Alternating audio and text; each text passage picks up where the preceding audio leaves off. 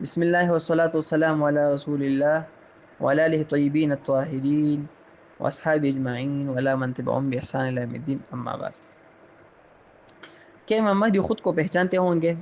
سوال: امام مہدی علیہ الرضوان اپنے بارے میں پہلے جانتے ہوں گے کہ وہ مہدی ہے؟ جواب: پہلی بات تو یہ ہے کہ ایک ہے ان کی عمومی علامات، دوسری بات امام مہدی کے شخصیت کی تحقیق ہے۔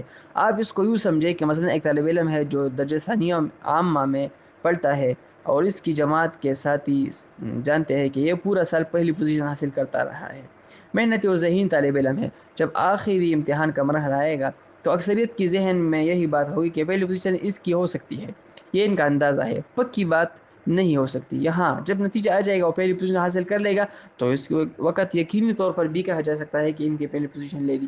ابھی جس دور سے ہم گزر رہے اس میں ہم اندازہ تو لگا سکتا ہے لیکن ان کی شخصیت کا قطعی فیصلہ نہیں کر سکتے۔ اسی طرح خود امام مہدی علیہ الرضوان کا اپنے ساتھ یہی معاملہ ہوگا، کیونکہ ان پر کوئی قطعی حکم یعنی وحی وغیرہ نازل تو نہیں ہوگی کہ آپ مہدی ہیں۔ اگر ایسا ہوتا تو پھر ان کے لیے تو بیعت سے انکار جائز ہی نہ ہوتا۔ یہی وجہ ہے کہ وہ پہل بیعت لینے سے انکار کریں گے، پھر ان کو مجبور کیا جائے گا۔